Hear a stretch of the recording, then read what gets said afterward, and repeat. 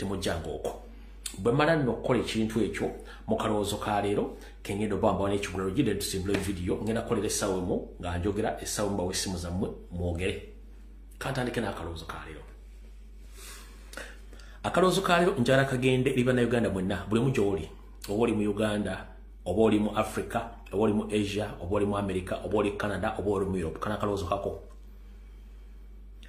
fenna twandibadde tusobola okuba nga tuli mu nsi yaffe tetwandiyagadde nno tubuuza wa gye tuva era tuddayo ddi naye ekitulemesa okubeera mu nsi yaffe olw'ensonga nti ebyenfuna si birungi ebyobufuzi si birungi ate atukomekkereza nga tumaze tulina okudda ewaka naye gyoddayiwa embeera yayo teredde nti embeera tennaterera ngenda kukusaba nti okwogera ku nsonga ezikwatagana ku nsi yo kikkakatako kubanga ddembero lyabeewanga mu ssemateeka wa Uganda ko wenna ng'olina essimu eya buyonjo totya kuteekayo feesi yo kubanga bw'otateekayo feesi tomanyi nti oli serious ngenda kukusaba comrade yenna ng'oli mu diaspora kozesa essimu yo okulwanirira ensi yo totya kubanga ky'oyogera kiri mu mateeka as long as towemudde oba tosiiwuusa empisa kyonna ky'okola kiri mu mateeka Uganda eyo tulina ogirwanirira nga tennalemererwa kutulwanirira nkiddamu lwanirira eggwanga lyo ng'eggwanga terinalemererwa kulwanirira olw'ensonga bwe naakulemererwa okulwanirira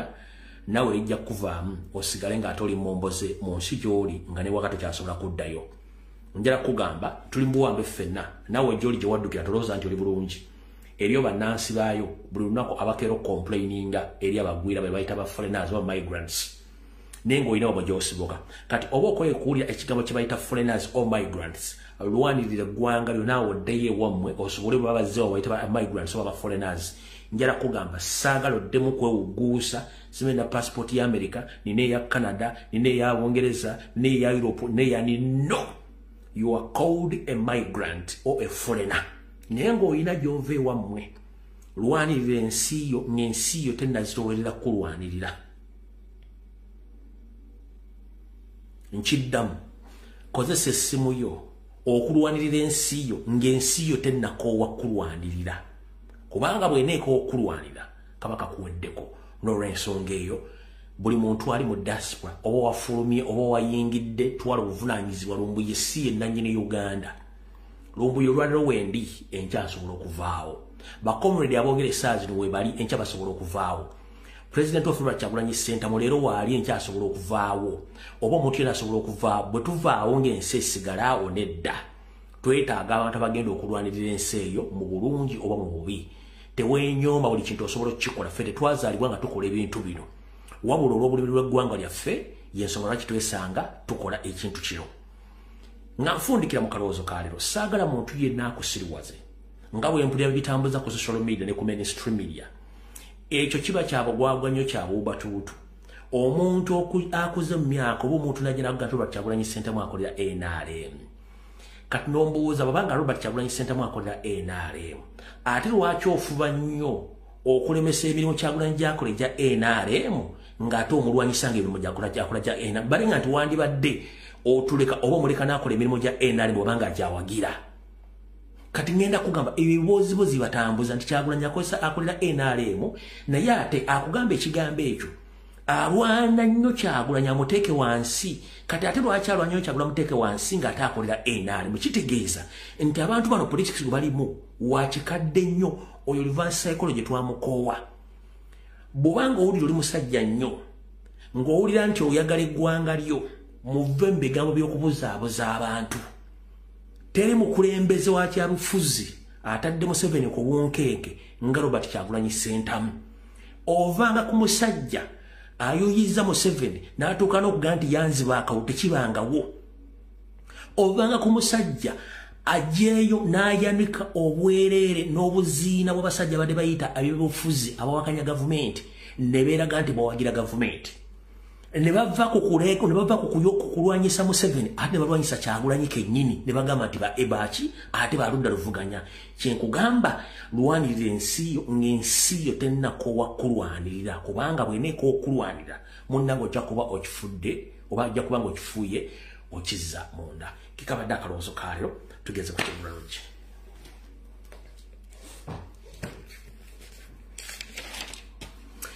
Mbalamusizaako mwenna abanyumirwa programu yange okwetola ensi yonna n'abanyumirwa ekiggwalogi buli lunaku lwe mba nsobodde okibatuusaako. Era ekiggwalogi kya leero nno ngenda kibawa naye abamu kiyinza obbanyiiza, abamu kiyinza obbaggula amaaso, abamu kiyinza obbaleetera ekintabuli ky'ebirowoozo nga mukyakirowoozaako naye oluvannyuma mujja kitegeera kituufu. Ngenda kijja mu lugero olugamba nti ebiyita ekiro wattu ne kabaka yeetikka. Ebiyita ekiro wattu ne kabaka yeetikka. Lwaki nkugambye nti ebiyita ekiro ne kabaka yeetikka?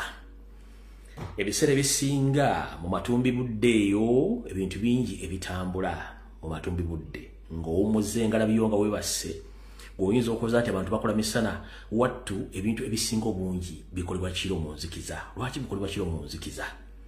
Emisana kyangu nnyo omuntu okutegeera enfaanana yo n'endabika n'agagundi namulabye. Naye ekiro kiba kizibu nnyo okwetegereza omuntu.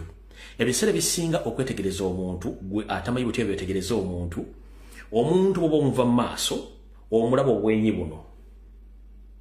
Bw'omulaba obwenyi oba omwetegereza nga omuvudde mu maaso. Bw'omulaba mu sides zino zombi eya kkono oba eya ddyo osobola omulaba n'oludda lw'omutwe n'omanya nti oyo gundi oba luno olwa kkono. Bw'oba omuvudde mabega osobola omulaba enkoona eno n'omanya nti oyo gundi.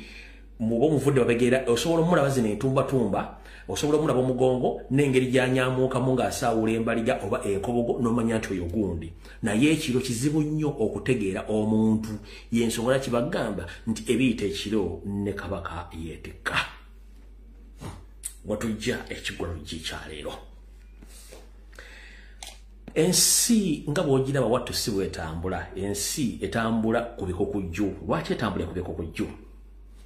Gwe munnange kye bakutiisa okukola ate abala kye basinga okukola. Gwe kye bakutiisa okukola abala kye basinga okukola. Ndi wano okutegeeza mwannyinaze muganda wange nti emisana abantu bangi bavumirira embeera oba ensinza ey'obuwangwa n'ennono. Nti emisana abantu bangi bavumirira ensinza ey'obuwangwa n'ennono. Naye lwaki nkugamba obuwangwa n'ennono? Ebintu bibiri. Waliwo obuwangwa n'ennono owaffe ow'Abaganda ow'Abanyoro ow'Abatoolo owa buli kimu, naye ate waliwo ne kye tuyita amajinni. Ago nago gyegali. Kati njogera ku buwangwa n'ennono bwe njagala okwongeramu butegere bulungi nnyo. Emisana ttuku abantu bangi nnyo beegaana okuba nti bakkiririza mu nkola ey'obuwangwa n'ennono. Wattu bwe buziba abantu bano be basinga ate okubeera mu nkola ey'obuwangwa n'ennono. Wano we tugambira nti anakugoba ku nswa akugamba toli omulalu gwe olumala okuweta ekkoona ngadda ng'abojjerera ye ng'afuna kyayagala gwe ng'otambula njala kubanga ye aba amaze okugobako. Njala kutegeeza gwe muganda wange yenna ali eyo. Ekisinga okutawaanya bakaddugala nga naffe bannayuganda mwe tuli. Tulina emizizuko mingi nnyo gye twerabira nti bintu bitono nnyo bye tulina okukola okubeera mu bulamu obwa bulijjo. Wattu ne tweyuna ebifo ebikyamu mwe tutasobola kufunira bujjanjabi na kutegeera kiki kye tulina. Omuddugavu bw'omanya ensibuko yo obuvo n'obuddo ojja kwetegerera era ojja kumanya okusinga okuteeka mu kintu ky'otajja kutegeera. Abantu bangi nnyo emisana bagamba nti bo tebeesembereza nzikiriza yaffe ya kiddugavu, naye ate ekiro munnange basiiba batambula nga bali mu kusinza n'okusamira n'okutereeza embeera zaabwe ez'obuntu nga bayita mbulombolombo n'ennono era bakifunyeemu nnyo. Y'ensonga lwaki nti ekiro abantu batambula. Waaki teweebuuzaako abatambula ekiro bakola mulimu ki? Kyekibuuzo. Abantu abasinga okusamira be batuyita bannabyabufuzi, politicians. Bannabyabufuzi ebitundu 99 ku buli 100 bano basamira okukira nga gwe b'osuubira. Era ekibabezza mu ofiisi zaabwe, ekibabezza mu paaliyamenti, ekibabezza mu ofiisi zonna oba minisito baani basinziira ku bweyamo n'okusaba n'okusamira kwa babeerako buli luvannyuma lwa nnaku oba ewiiki. Bano bakikola ki? Bannabyabufuzi abasinga obungi basamize. Okuva waggulu ku Museveni okutuuka ku kansala w'ero C3 ne Kyemane C1 bonna basamize tebakulya ssente. Tugenze ku bannaddiini. Ngenda kutegeeza gwe kyotamanyi nti bannaddiini abasinga obungi mu ggwanga Uganda emisana akugamba nti munnaddiini wabula ekiro ne bagenda beeyunira ensinza ey'obuwangwa n'ennono nabo okusigala mu yafesi ze balimu nabo okufuna amaanyi agakola ebyo bakola nga bali mu kusinza ng'ate baga nti basinza Katonda. Ekyo nakyo agamba nti okiwakanya genda okyononyerezeeko ojja kitegera ne bannaddiini naye buno eddiini esinga okukola ebintu bino y'eddiini ey'abannaffe be tuyita ba born again Christians bye basinga okukola ekigambo kino.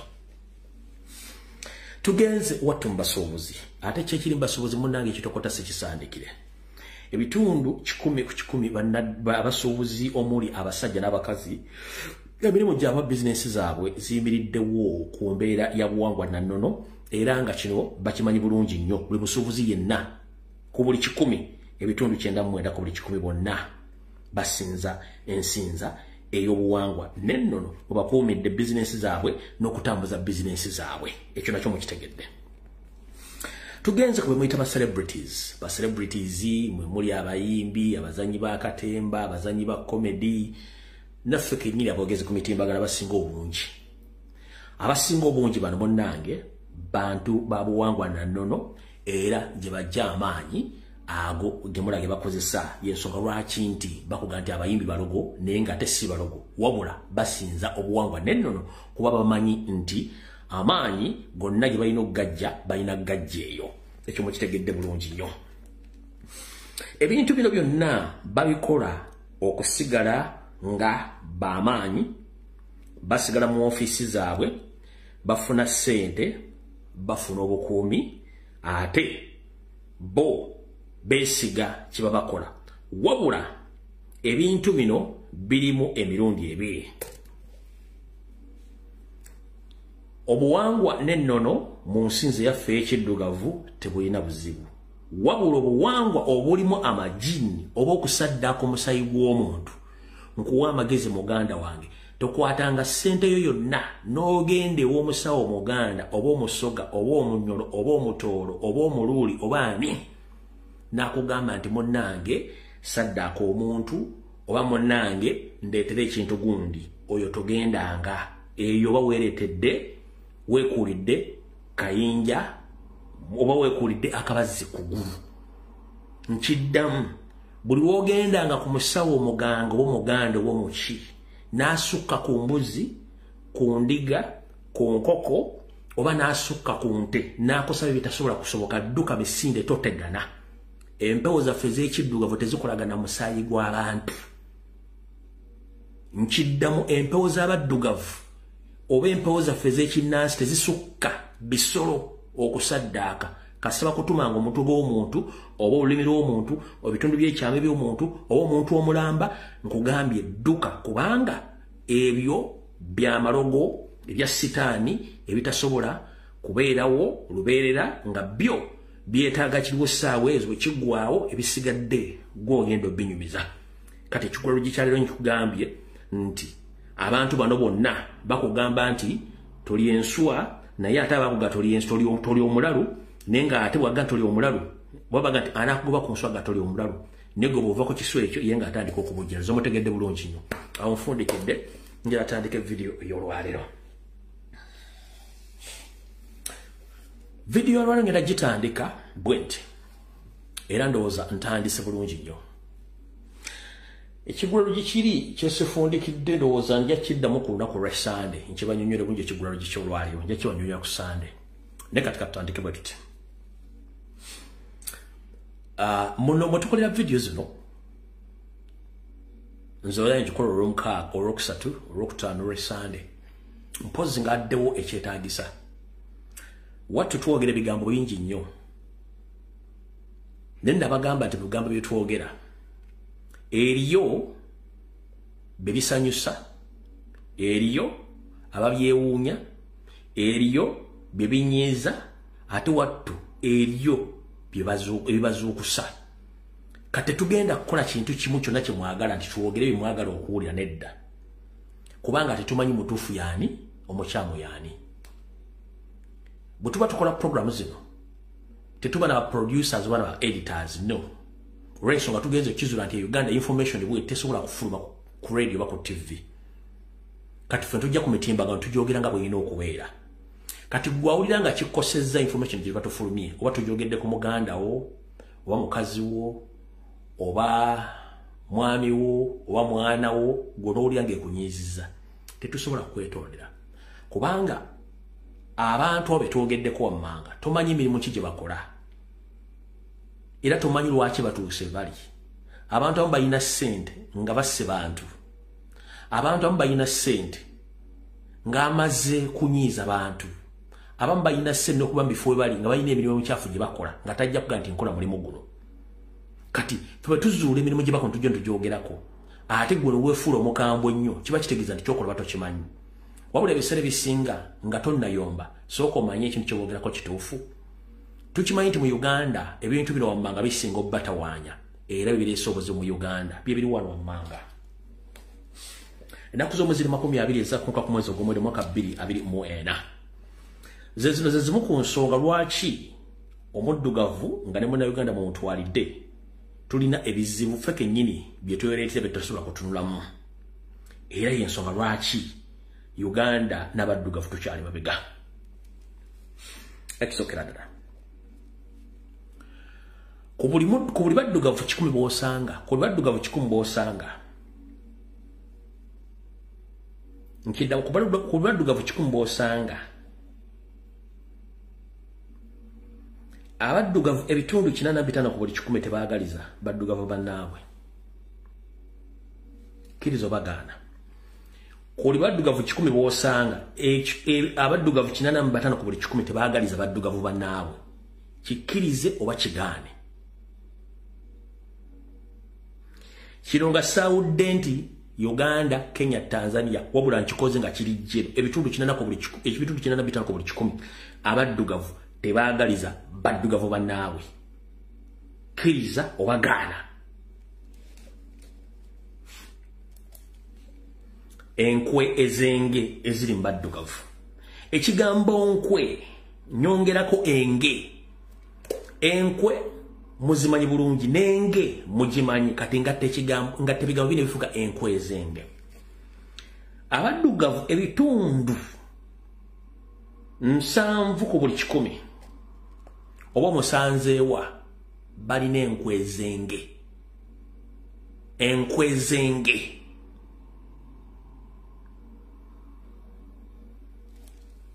njogera eri bannayuganda naye nkikoze general eri abaddugavu kubanga erino komite z'abaddugavu z'otuukamu nga mulina kkala y'emu naye nga era neetakwagaliza ebitundu 7 ku buli 100 abaddugavu balina enkwe ezenge ekyo mukitegedde bulungi nnyo obunnanfuusi ebitundu 9 ku buli 100 abaddugavu balina obunnanfuusi beekyusa beefuula ebitundu 9 ku buli 100 abaddugavu beefuula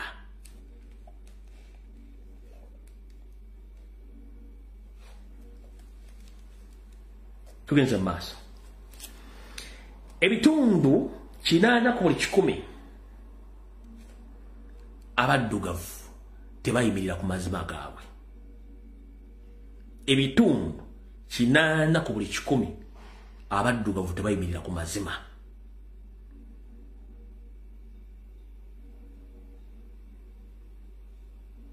era nga amazima gano gabakaayira nnyo yensonga lwaki osanga mu Uganda nti a TV presenter, a radio presenter, a politician, businessman or businesswoman or any religious leader can be good at telling lies.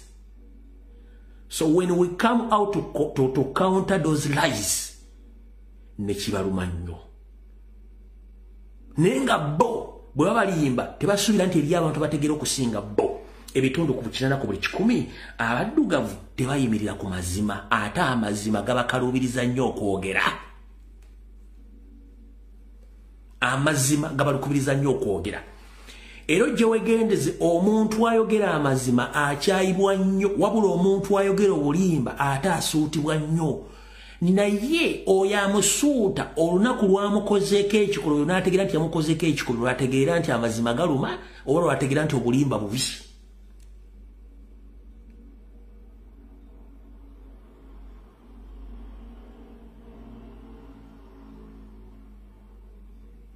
Munfunye bulungi nnyo. Ekirwadde ekiruma bannayuganda n'abaddugavu abalala mu nsi yonna ku bitundu 95 ku buli 100 bakayita akanyoomonyomo okunyooma. Omwana w'omuddugavu kaddugala nga nze kala yange bwendi wattu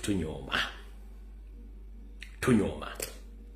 Omuddugavu wonna w'omusanga munyoomi anyooma, amusinga amunyooma, gwe yenkana naye amunyooma.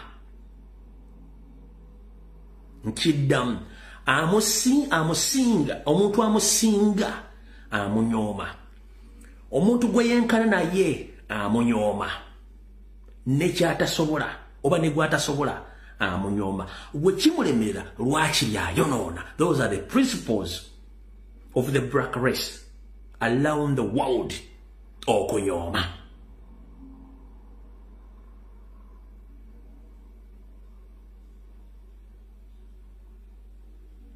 Kikirize oba kigaane abaddugavu wonna mu nsi yonna ebitundu 95 ku buli 100 si banyomi balwadde.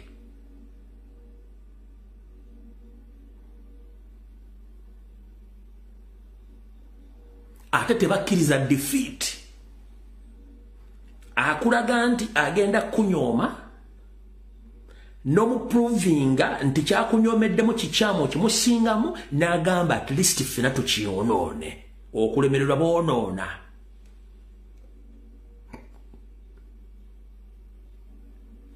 Okulemererwa yensobola kyo Omuganda yagamba nti mukyala munno waakusinga obulungi wattu tomuyita correct.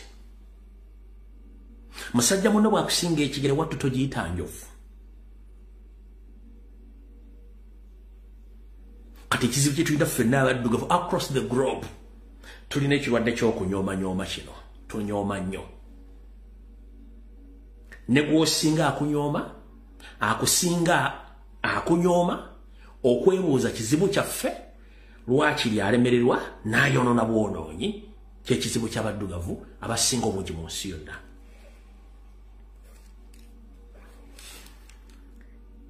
Ensonga endala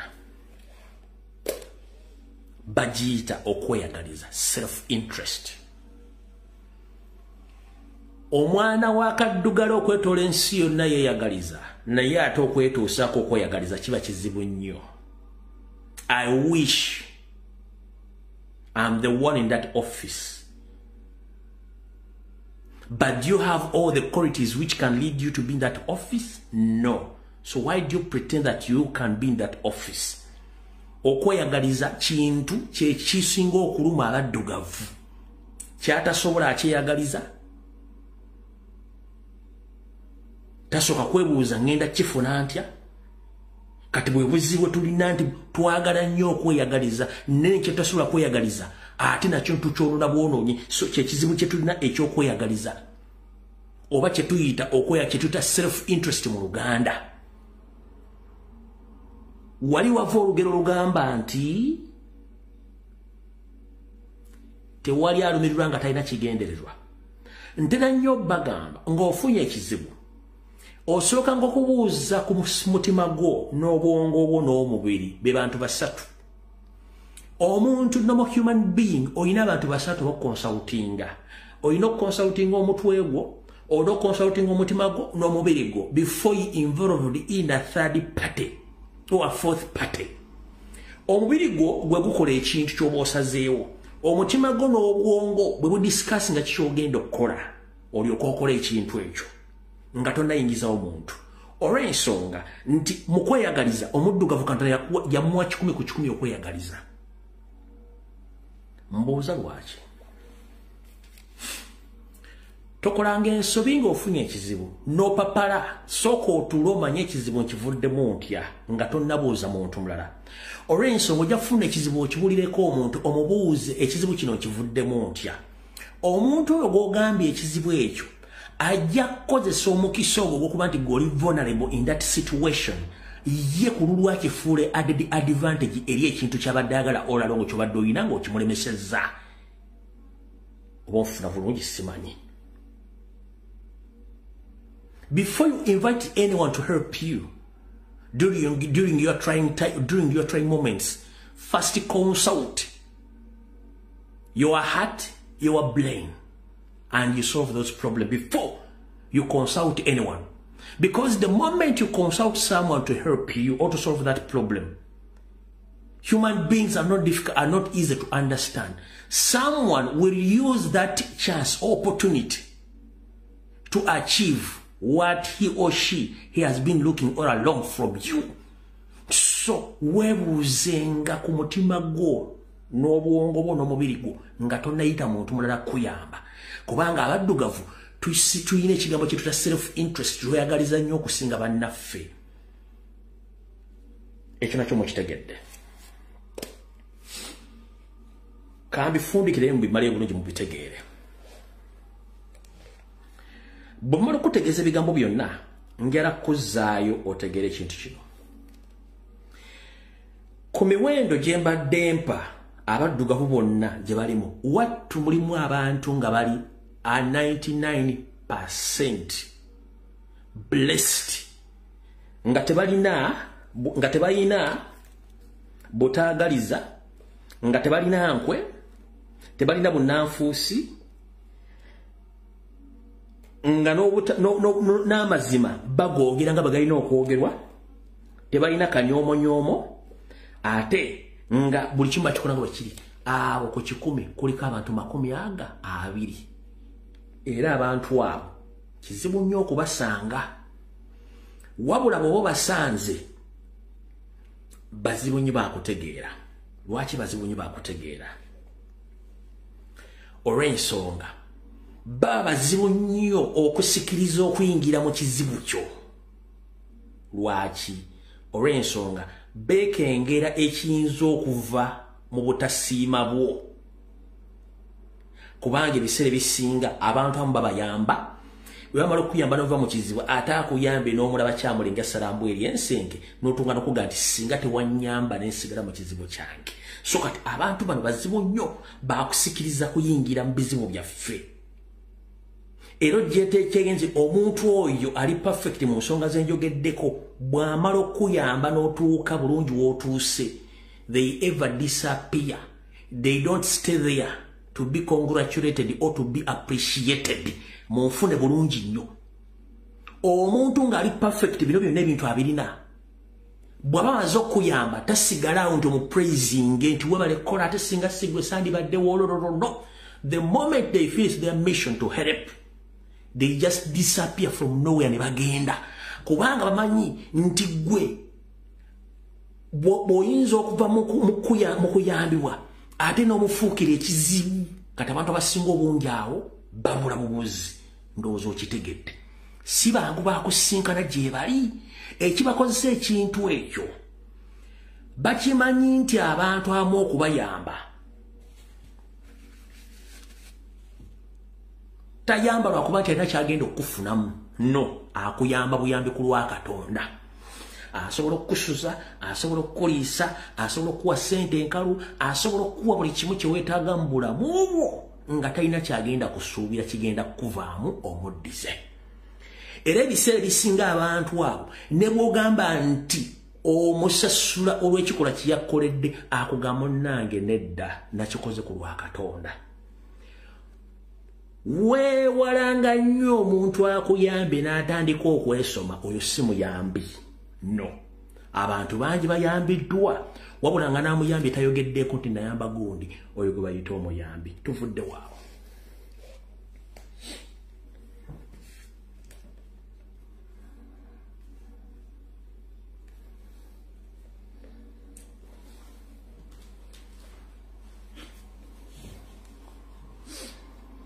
Kati bannayuganda mwenna ndi wano bategeeza. Oba oli mwana muto, oba oli musajja mukulu, oba oli Uganda, oba oli mu diaspora, buno obubaka bukkakatako. Uganda tefunangako bukulembeze bwa kukyusa mu mirembe tekibangawo. Obukulembeze bubadde bwa kuwambanga kuyiwa musaayi n'okutuuka olwaleero. Era nga buli akugamba nti ayagala obukulembeze alina okumakinga sure nti ayiwa musaayi, which is not right. Obukulembeze bulondebwa bulondebwa. Bannayuganda mwenna nga Uganda terina tukowa kutuyamba kutuwanirira twandirwanidde eggwanga eryo. Wetwogerera olwaleero omukulu Norbert Mao yamaze dda okusomera essiga effuzi lyetuyita cabinet ebirowoozo byamutumiddwa mukama we Yoseri Tibahabulwa ebyokujja obuyinza ku bannayuganda okulonda abakulembeze baabwe nga omukulembeze alondebwa mu parliament. Kino kyonna kijjawo eddembe y'abannayuganda n'okuba nti Museveni ayagala kweremeza mu buyinza n'okufuula famire nti egenda okufuga Uganda olubeerera lwonna. Mao ono yatuuse n'okwogera ebigambo bino byengenda okubaddamu olwali tusimbula vidiyo gye mbadde muyina okulinda. Yayogedde ebigambo bino. Wabanga ddala ayagala okufuga Uganda abeere wa mazima akolejje mu kifo ky'okuzimba ekibiina. Kyasigaza kyokka azimbe jje alangirire nti okuva na leero ngenda kubakuba masasi muve mu ntebe. Kyesisigaddewo kyokka. Alright. Kambaddizeeko katono olufungo emabega. Bannayuganda muli baakujjukiza nnyo ebiseera ebisinga. Uganda bukyange efuna bwetwaze mu 1962. Tefunangako obukulembeze bukyuka mu mirembe omukulembeze nadda ebbali n'alinda ensi etambule. Bubadde bwakuyiwa musaayi. Butyo Yoseri bw'amala okugenda mu nsiko nga yambiddwako abasajja Abaganda mu 1986 yawangula olutalo olwo. Wabula yajja nga akimanyi bulungi nnyo n'enteesa gye yateesa ne basajja bakulu nti bw'amala okuwangula olutalo agenda kuddiza obuyinza abwe bannansi era nga n'abantu abakulu bali bakimanyi bulungi nnyo ti Museveni si musajja Munnayuganda, musajja Munyarwanda. Era mission yabwe yali yakulwana kudda Rwanda. Wabula ye ne banne basikattira. Mu kusikattira balina okubuuza ebibuuzo bingi. Who are they? Wamumpulidde bulungi nnyo. Naye ebibuuzo bino bagenda bakyusanga kye tuyita goalpost nga bakyusa. Bwe tutuuka mu 1995 Museveni yakyusa constitution ya Uganda n'ateekamu eggwanga lye ery'Abanyarwanda ng'olwo akola cover up. Bonna abaliwo mu CA tebamanya nti Museveni yeewandiisiza mu constitution era olwambala n'abisayini nga n'abiteekawo eggwanga ery'Abanyarwanda liyingira mu constitution olwatandise okutiga ssemateeka mu 1995 lweyatandika okukyusa ssemateeka neyeefula Munnayuganda atonya emmooli. Mutegedde bulungi nnyo mu 1995. Museveni y'omu n'agenda mu maaso n'akyusa ssemateeka wa Uganda n'ajja ekkomo ku bisanja ebyobufuzi ebyali bibiri n'abireka nti wayagalira wonna asobola okufuga mpaka kuwulira bubi. Ekyo nakyo n'akikyusa ng'akozesa parliamenti yennyini, ng'akozesa basipiika bennyini, ng'akozesa ensimbi z'omuwomusolo okukyusa constitution. Museveni kennyini yakozesa parliamenti okuggyawo kye tuyita ekkomo ku myaka, kye tuyita age limit, ng'ayita mu parliamenti yennyini ng'akozesa basipiika ne bambi ba parliamenti okuggyawo ekintu kino. Era emyaka ne giba nga yagijjawo kati afuga mpaka kuwulira bubi. Ne bwana baali ku oxygen wattu yasuubira nti ajja kujja yeesimbewo era yayita mu parliamenti. Yoseri Tibahabulwa y'omu emyaka gimuubidde akatambaala pulesa zimulinnye waggulu ne wansi. Agenza okulaba nga mu baana bye yali asuubira nti ajja bagula bagaanyi omuli Robert Kyagulanyi Ssentamu, omuli Joel Ssenyonyi n'abatono abasigaddewo.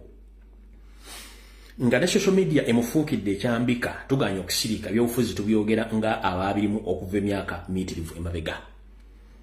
Wano bagenza okulaba nga balina okukyusa kye tuyita okulonda leader of opposition era nakyo mwakirabye ne bakireeta mu kukyusakyusaamu omukulu lumu gyali mu kukola ekyo nakyo bakyusa ssemateeka. lubadde terubuusa era baagala kukozesa Robert Mao era okujjawo obuyinza bwa Uganda okulonda omukulembeze nga kino bagenda kikola nga ekidda ku kutebolinga billi zino mu parliament bakozesa speaker Anita Among era bambe ba parliament okola ekintu kino kitegeeza nti automatically gwe mulundi ogusembayo constitution ya Uganda okubanga functioning. I'm here to inform the international community that since 1962 Uganda has failed to organize the peaceful transition of power in Uganda. All along, there have been a crossfire of killing,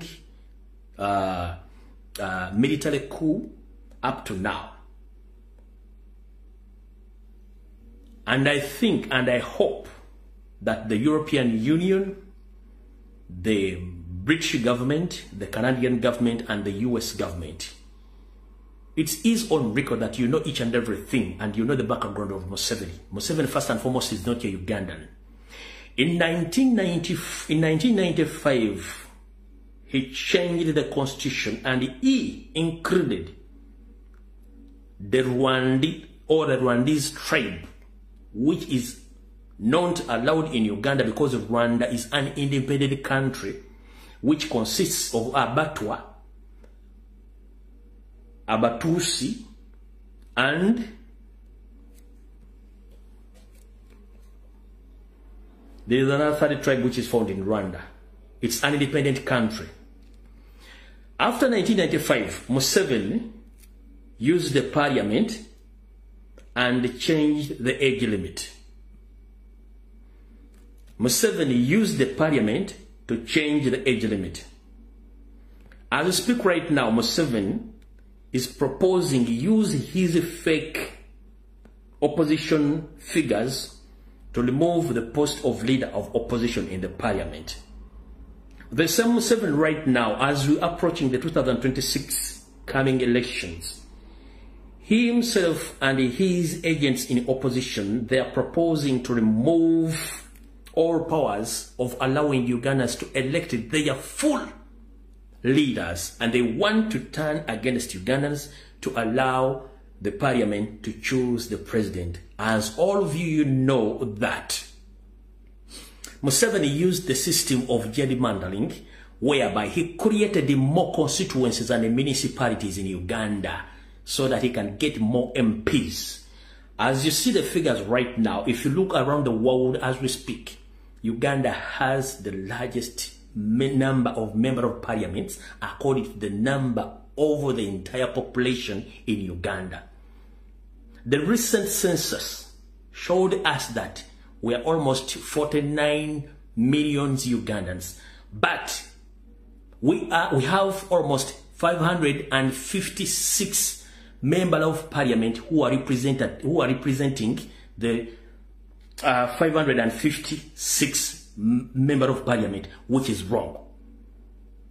The country known as India, they have almost 1.7 billion people. They have 536 MPs, and India is bigger than Uganda. But due to the system of gerrymandering, Museveni is now trying to create more municipalities, to create more spaces for MPs so that he can use that system to lure Ugandans until the end of the world. So, I'm here to inform the international community that it's high time to engage and move Museveni in power.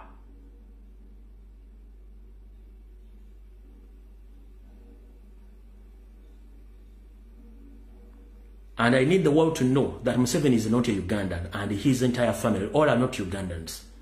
But they are trying to force themselves to Ugandans by force, by using the power of guns. Is good at creating labor groups, terror groups, using the taxpayers' money to bribe all politicians in Uganda, including set up his own opposition figures or politicians in Uganda, who camouflage that they work upon the will of the Ugandans, but unfortunately, they are working with Museveni. And it is that evidently you've been watching and seeing that in the parliament.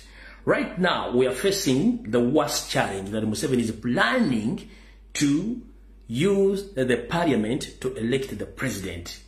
Right now, as we speak,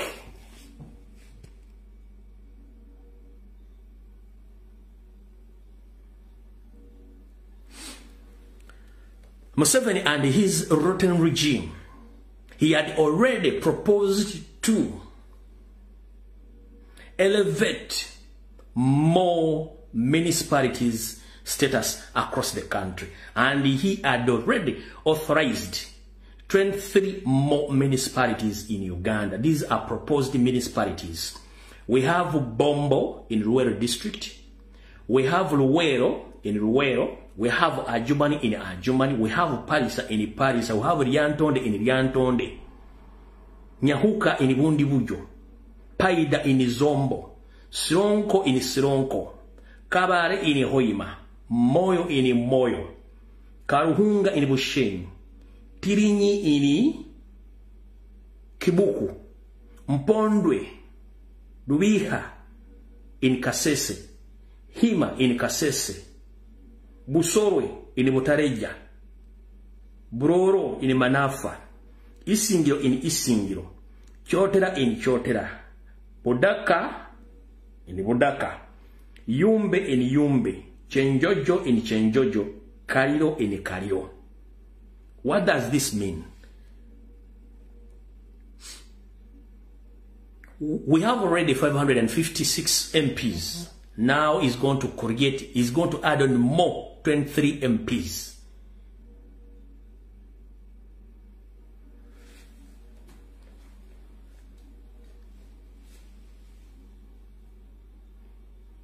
So, where are we heading?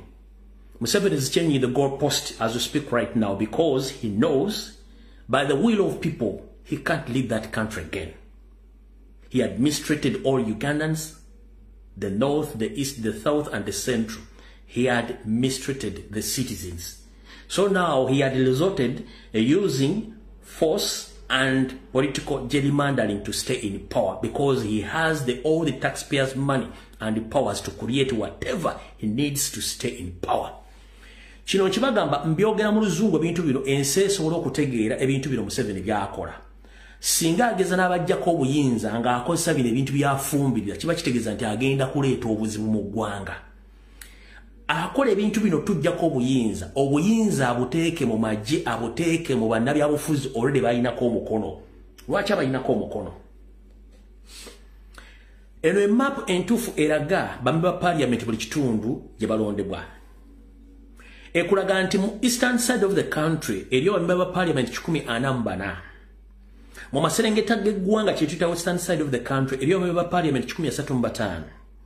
Mu mambuka g'eggwanga ye northern side of the country waliwo bambi ba parliament 27. Mu central wakati waliwo bambi ba parliament 15. Beba member parliament bebagambye 1500 plus naye ekizibu kiruddawa ekizibu kikino wa Museveni amanyi bwe tugenda mu open elections nga bantu bagenda okudecidinga tagenda funa kalulu. Lwaki? Mu maserengeta g'eggwanga already mukimanyi njala mu kitegere kino mukijje kunze tebalondangako Museveni mu west gye muyita mu west balonda bamemba parliament wokka. Museveni obulwe bujja butiikinge kino kibuuze oba kiwakane amasimu ngenda gata njagalako abantu bonna bava mu western side of the country to confirm my information. I'm here to inform the international community that in the western side of the country where Museveni claims that he comes from that side, they don't elect the president, they elect MPs only, because it is on record that the indigenous people from the western side of the country, almost 90% were cleansed out or they were massacred.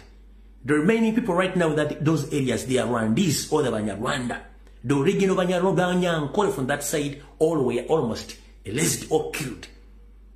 They just pick or elect MPs. Automatically Museveni is voted throughout by using army and electoral commission officers.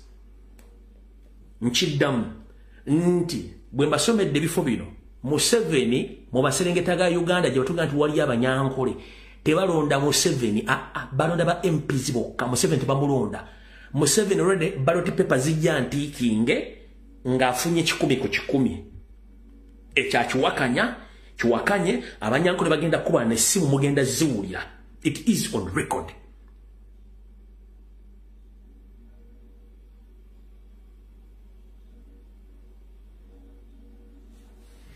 Tufuddewo kati kubano babeba parliament bwayongerako ziri municipalities zembasomedde wagenda kwesemba MPs tuba almost tugenda babeba parliament abagenda okuyingira olukaaga nenga babeba parliament bakola mulimu ki tekuliiwo agenda bajjako buyinza wetwogerera olwaleero singa tubadde ne abantu abagala enkyukakyuka. The only way to block Museveni's plans right now by engaging him. How can we engage Museveni?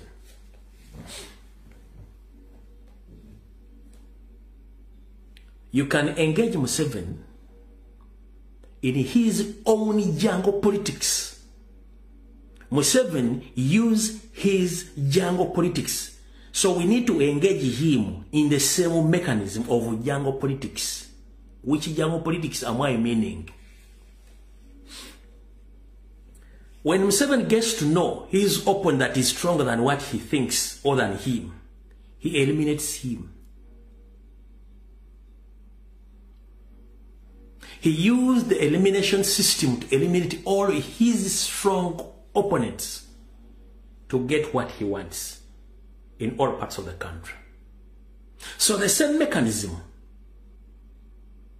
we can acquire.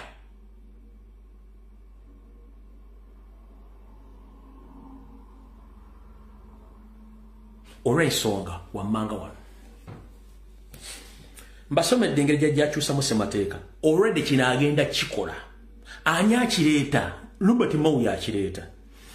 Bannayuganda mumanyi amaka ga Robert Mao agali mu North agali mu Kampala mumanyi famire eri mumanyi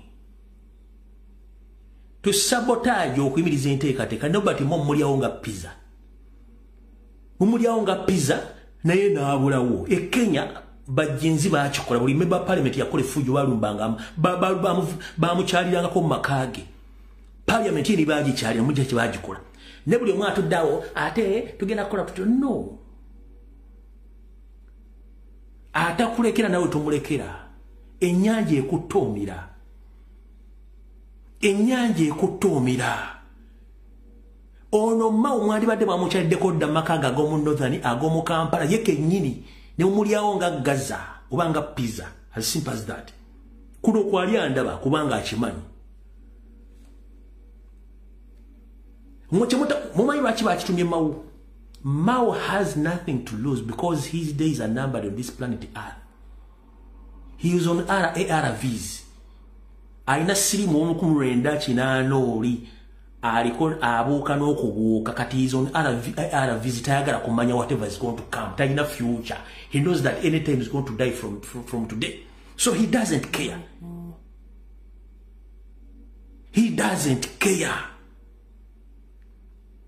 That's why nkyayogera ebigambo bino.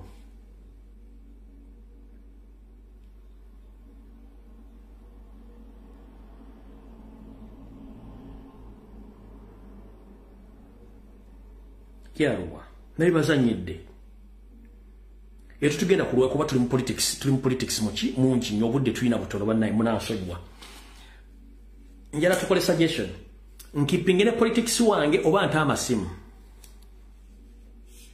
kubanga na politics mungi njagala abantu 20 nzikipingire politics wange amasimu ne megata oba wa politics na mungi njagala abantu 20 kasita mugati ngende maaso ne gundi ne politics wange no problem bwe munga politics muleke nta amasimu ngenda leche munsajala abantu 20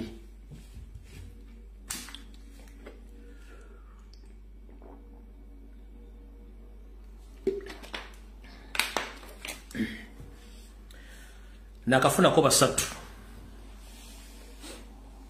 nakafuna ko bana nakafuna ko batano mukaaga musanvu munana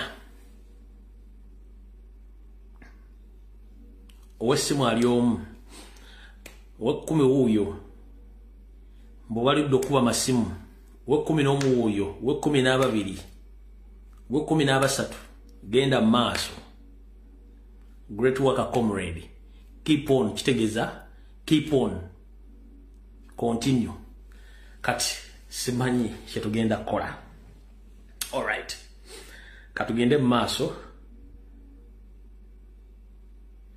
Uptop boss agembo akaluka wano tekali free and fair. Kati akaluka tekali free and fair. Tulina okukozesa the same mechanism. Tugenda kukozesa jango politics mawe sawa zino yandibadde nga ali kubijja byabajjajjabe okumanyira abantu milioni 49 n'obutundutundu obugwamu yenga ali mu kwesanyusa mu kubanga akimanyi nkyataliiwo. Ali mu German Shepherd, ali mu zigundi, ali mu zino buno bwobulagayi kugamba yakimanyi future yaggwako dda. Yaleta ebintu by'ekisimu. Katubade tukyali awo amasimu kale ngenda gata temufengera gata tubade tukyali awo nezireta omukyalo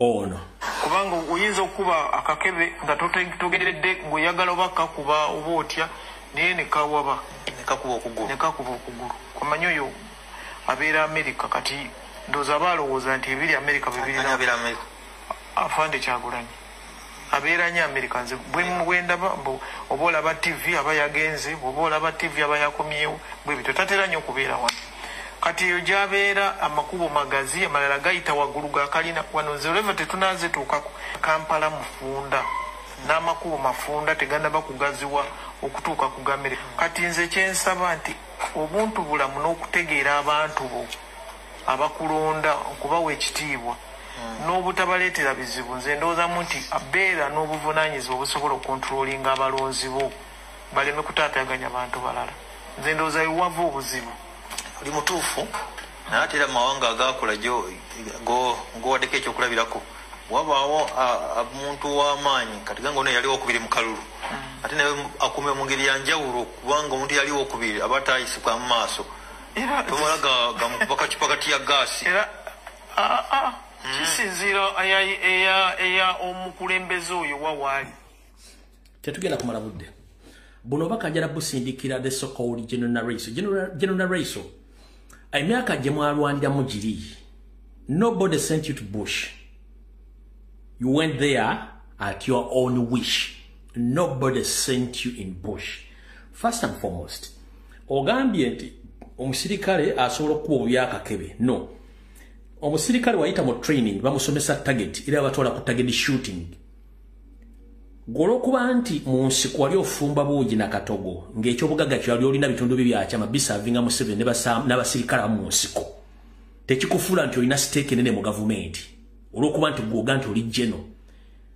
wafumba nga katogo na buugi na kugabula bitundu byakyama byezina ensonga tujja zoogera nga bwe ziri yensonga lwaki Nariso toyina mwana ebitundu byekyama bireka mu nsiko kati gobodda ku meza bakuyita okwogera ngoloza nti ensi mwagigula togulanga ku nsi gwe mukolenso bimu tekyagule mujja kutegeera ekyo mukolenso bimu tekyagule nga planning first and foremost tolina na moral authority nga UPDF serving office okwogera ku nsonga z'eggwanga ensonga z'eggwanga zirina kwogerwako police kubanga yiri mu constitution amagye galina kubeera mu barracks toyina moral authority yesu mwaki tubagamba nti mwe mulowooza nti mukozesa authority ne mwerabira constitution essawa egenda kujjanga ng'essegenda kujja nga omunyo gwennyini gwe mwayiwanga biwundu by'abantu tutaddemu ne tia gas tumbatabule mujja muwulira nga ddi bwajja n'okondeming ongoing civilians who are tried in a military court nga ddi wajja n'okondeming on what led Museveni to go to the bush echaflaudi okubba obululu nga bwajjino kikondeming nga ddi bwakondeming the ongoing kidnaps and torture ezibira mu torture chambers nga nawe kennyini ng'omukazi olw'okuba tolina pain ya kuzaala n'okola your own personal torture chambers nga ziri mu locations ez'enjawulo makaago ng'osirise you kidnap people you kill people but you are here buzzing around and the reason as to why sometimes you don't go out kubanga okimanyi it's on record and search manyi nti nawe na torture chambers During the campaign, openly I came out here and I exposed you. In some of your secret mansions in Wachiso, you kidnapped a number of Noob supporters whom you killed, you massacred, and you pressed them in sewage tanks. Abajjukira obulungi bwe nakola information wano omwana n'akuba essimu n'agamba nti yali agenzeeyo. Yali wa Chutex, in fact yali wa Chutex. Isima yali akola manicure ne pedicure. Guys, simanyi oba akyali oba amutta, bamuno mutukola information tetumanyi. Kansu yetu kuno kuliko omukazi, kuliko abantu abajjukira video ezo. Njagala omuntu yali wano nga akola video ezo. Ku mwana yali akola manicure ne pedicure ku mukyalo oyo, eyajja n'akuba n'essimu n'amala n'ata voice note. Ng'omukyalo we kennyini yayina abaana byali amaze okusaddaaka ng'Abannayuganda n'abateeka mu sewage tanks mu maka g'oyo omukyala. Babano kwennyini baaliko.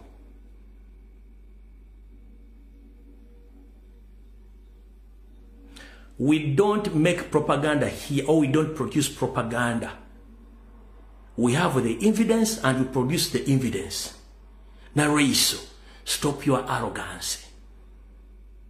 We are in .com era, whereby the Constitution says that power belongs to people. Not power belongs to gun. We know where to purchase those weapons, but we are peaceful. So you coming out publicly and talk to stop you start talking arrogantly without knowing that we can come out and we explain or we articulate these issues. That is wrong. You are general because you are honored by your services which you rendered to Museveni and the other army officers.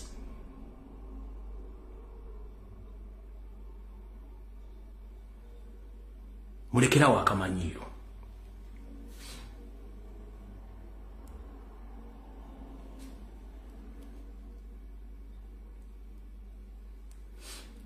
Luli abaddeko mwenna nga tukuba system ya bakamulira bali mu makomera nga bagala bafuula babateke bakirize emisango babalambe president mu yeekera oba mutujju. Njagala oleka video kana mu Museveni kennyini yeeyogerera nti Nuupu batujju. Olekakasa ntubera serious ku information wuliriza bulungi nnyo. Some of the groups actually behave as if they are on the verge of being terrorists. Indeed, what these people know, we lost a number of Ugandans.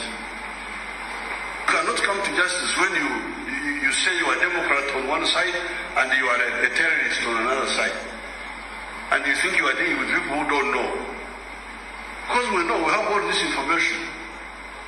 Somebody is organizing a demonstration as a trigger of something else, which we already know. Okay. Ndoza motegedde bulungi contest y'abantu bano. Ebigambo bigenda byefollowinga nga byeddiringa nabo balaza tetutegeera bulungi nnyo. One, ono omukulu ne banne bajja ne basimatuka ebigambo ne babyogera nga basobola bitegeera na bikyusa. One, nabasomedde emisango gyadde 12 gya planning okuteeka ku president. Ono yennyini agambye some people like Nope, they organize demonstration but with the hidden activities of terrorism. Okitegeera kati kansoke mbasomesa olwali mukitoka mukitegere bulungi nakino mukitegere bulungi nnyo. It is on record that the state, mostly Museveni, the moment we organized any kind of peaceful demonstration, or we talk about it, or we organize it, the following day, he himself and his security agencies, including Semwai and ISO, they also organized other groups which comes out to demonstrate even before we demonstrate. And those people, they are the one who set on, they are the one who set tires on fire and shooting live bullets in Kampala. Kanti badde mu mulimi obujja okutegeera. Buli lwatwogera tugenda kwekalakaasa Museveni ng'akozesa Iso ne Ssemwai bo organizinga abasirikale b'engoye za bulijjo ne bajja ne organizinga nabo bennyini okwekalakaasa bwe bakuteeka mu practical ne bakuma ebipiira ne bakuba n'amasasi kati ebipiira bakuma era tegwanjagala ombuli nti wali bakutteko omuntu ng'akumya ekipiira mu Kampala n'okwekalakaasa kuno kubaddeyo kw'abasuubuzi waddewo nga gurupu y'abantu ya Iso ya Ssemwai abajja ne bakuma ebipiira mu Kampala bakuba n'amasasi ne bagenda. Bino byonna byaliwo mu kwekalakaasa nga bakutte pulezidenti eruwuuka kuno kwaliko era yambadde wanuupu kuno. In front of you. What? Jesus, no, mommy, tear gas. I've never faced it. Mommy, have you? Mommy, we can't even die. Mommy, I'm very scared. Scared what? Mommy, you can't be doing. Mommy, no. Jesus Christ, please, Lord. Mama, what? Mommy, I'm very scared. Mommy. Are you sure? Oh my God. Mommy, the whole family is in this car. Mommy, I haven't given birth. Mommy. I've just given birth. Kati oli omukazi wattu ali mu mmotoka ga maama tutidde balina emmundu ezaddala nze ngenda kufa nga sinnazaala kati yene embaata Janet yeerowooza nti egenda kufa nga tennazaala bakadooga abalwanira Museveni omuleeta mu 86 waliwo n'omwaliwo baali bazadde abamu bali tebanneetuuka omuli abawona n'abalenzi nga tebannaza na mikono mabega gw'okuza oli mu mmotoka ya kinnyoko otudde ozaamu ngenda kufa nga sinnazaala era kyobula ng'olaba embaata Janet zino embaata za Janet zino zibitanga politics tankwatako naye nga the mere fact politics akwatako ye yennyini kiki ekikusomesa kufuna emirimu genda gijja mu America UK eriyo bannansi baayo. The late Idi Amin Dada at the time when he was still the leader of Uganda, he created almost 70% of jobs in Uganda by creating parastatus bodies which created a number of jobs. Museveni akuletiza emirimu emeka?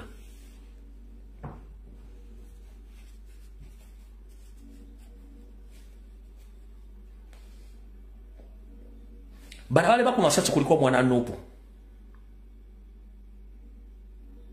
When His Majesty the Kabaka of Uganda came out to condemn this act, you poisoned him. Yagamba twagala okumanya abatta abantu bafinga 11-12 November. Museveni yasindika kasajja kana akabimeme akayina amasuuti agawula ettaka lya Buganda musimanyi ne bawakabako obutwa kubanga yavaayo kondebinga ekikolwa kino.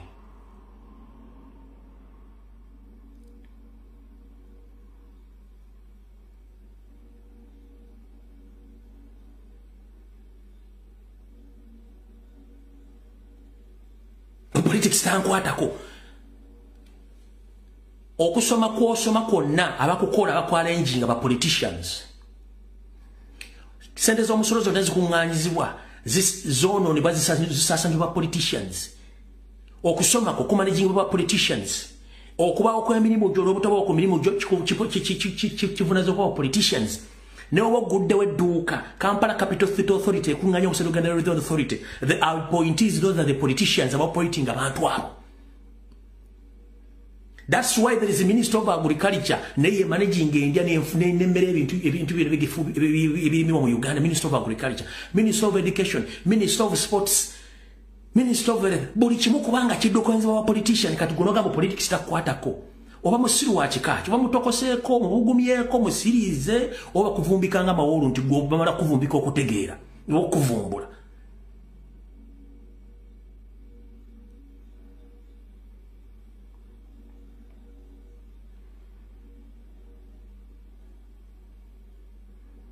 And you find someone here ngajagamba for me I don't care about politics. Aina passport anonya visa ya Amerika yakala kudduka. Katika mbabuli yetu nachomo kitegeere. Wetuogerete sawa zino bannamawulire bonna abadde batambulirwako ensonga mu Uganda bonna badduse. 90% bonna badduse. Bagenze mu diaspora.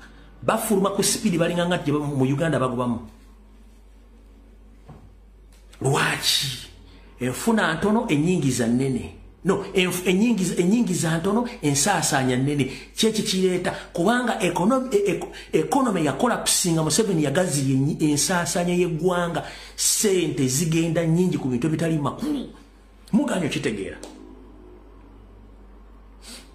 mutogerere sawazo. There is ethnic cleansing which is taking place in military barracks, and I'm here to inform the international community that our fellow indigenous serving UPDF officers, they are being killed in hundreds on daily basis across the country and outside the country. The indigenous Ugandans. And Museveni replaced them with the Rwandese. They killed them using poison. They poisoned them through water, food, but no one can come out and talk about this. And I'm calling upon all the UPDF serving officers, mostly the indigenous, be very careful. There is ongoing, well-planned cleansing of all indigenous serving UPDF officers, including indigenous serving police officers. Be very careful. So many of our brothers and sisters, they have been eliminated by using poison through medication, poor sanitation, food and drinks. That's why the SFC wing, which is not in the Constitution of Uganda, they sleep well, they eat well, they earn well, and they dress well. What about you people? Some have been even taken to foreign countries where they are not going to come back to their country. In South Sudan, Somalia, Central African Republic, and in Congo. They kill them on daily basis. But if you can ask the parliament who authorized or allowed the UPDF indigenous serving officers to be taken in those countries, nobody has the answers, because it is a well-planned move by Museveni, Mohozi, and his brother Salim Saleh. Because slowly they're replacing them with the foreign soldiers. Those are the Rwandese. So, omusajja wa UPDF, now ali mu prison, now ali mu police. Museveni and his brothers, they are giving out money free of charge to TikTokers. Is giving out billions of money to politicians, both in NRM and in opposition. Why? To sustain their stay in power. But what about you? Because they don't care about you. They are using you to keep their wealth across the country and outside the country. But the person who holds the gun, who stays outside, whether it's rain or it's saying that you are there earning little and sometimes you don't get salaries. And I bet right now, almost 90% of UPDF serving officers, mostly indigenous, they have spent a year without getting their salaries. But they are there keeping quiet. Nchiddamu. Mu baganda baffe mwenna abasirikale abali mu poliisi, abali mu UPDF, abali mu prison. Museveni awa ssente ba TikTokers. Ekitono nnyo TikTok mwafuna $5,000,000. Ba politician bano beyeetera mu opposition bali mu billions and billions of money. Balina zaakeedi, balina zimmoro, basomeseza bana mu Harvard, mu masomero ag'ebbeeyi, owa asomera luddawa. Nkubuuza, gwe wa UPDF akuma Muhoozi, wa UPDF akuma Museveni, wa UPDF akuma Salimu Saleh, akuma Nobert Mao, omwana wa asomera luddawa, owa Mao asomera mu Harvard. Aba Muhoozi bali eri bali Simayi Mugundi, bali Canada, owa asomera luddawa. Lwaki okuuma basajja nga ate okimanyi twakusuubiza miliyoni nga nawe okimanyi ssente weziri? Osula mu ttenti olinga nsuwa z'amazzi, engatto yambalemu olinganga kovu. Uniform oyine abasajja ba SFC balina uniform mukaaga, bali ekyenja, bali lunch, bali ekyeggulo, banywa amazzi agali botodi, munyaga ambaata nga bisolo, muli awo mukanudde amaaso ensi bagitwala.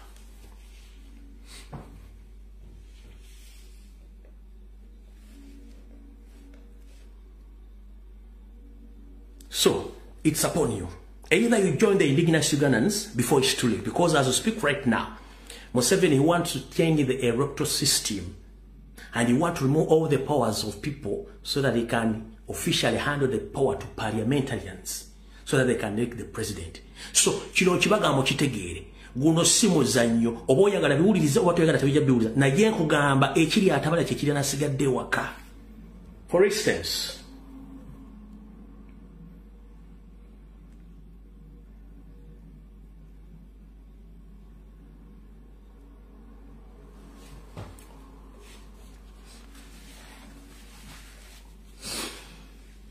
there is a well-known journalist by the names of Thompson Kayinja, who is a correspondent of CBS FM, the radio which is situated at Bulange Mengo.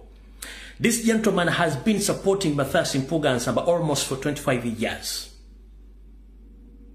And he had been working hardly fighting Robert Kyagulanyi Ssentamu. But few weeks back, he faced the reality whereby he falls sick. He didn't have even a single money to buy medicine. All the people he supported, as we speak right now, they didn't help him. Which led UPDF to bring him from Masaka up to Zambia Hospital. But what went wrong? We are fighting for equal rights. Because Masaka as region, if someone in Masaka can fail to get proper treatment in Masaka and has been transported from Masaka up to Kampala, this is what exactly we talk about when it comes to share on the national cake in terms of services. Each citizen of Uganda where he is situated is supposed to share equal piece of cake on the taxpayers' money. When we talk about the returns or the tax returns, we don't mean that we file for money to be given to us back. No. When we pay taxes, we, at the end of the month or the year, we get service returns. What are the service returns? Bw'osasula omusolo mu ggwanga lyonna w'oli oteekeddwa okufuna ekintu kyonna kyonna okufuna nga kiva kusereza mu wa musolo kye tuyita service return. Okuli enguudo ennungi, amasomero amalungi, amalagala n'ebikozesebwa nga teweetaaga kujja Kampala. Ono omwami Thompson Kayinja abadde akubira akadingidi Bampuuga emyaka 20 ng'avuma Kyagulanyi. Yatuuse okulwala. Tebamuwadde wadde n'ekikumi. Ne bamugye Masaka ne bamuleta ensambya. Kyatuuka Masaka kubanga teri ddagala, teri wadde ekikozesebwa. Naye ng'ate ne Masaka wavayo omusolo. Kyetulwanira olwaliro ngati ne bw'olwalira nakapiripiti ova nakapiripiti buli kintu kyonna kisobola okuteekerwa nakapiripiti. Ne bw'olwalira Masaka nga buli kimu kyonna Masaka kisobola okuba tolina kuva Masaka buli kimu balina okikolerako Masaka. Right now, bw'olwala osibira mu Kampala. Mu Kampala bakulema osibira Nairobi. Nairobi bw'agaana ku ssente zo zikoma. Nga bakuwa okusiga okw'abalwadde ng'owonye. Ng'ogenda ng'ofa. Kati, kino kye tubagamba, ono guy yandibadde tali mu eno level. Singa abadde amanyi kye tuyita politics and he's a senior journalist. Tuwulira.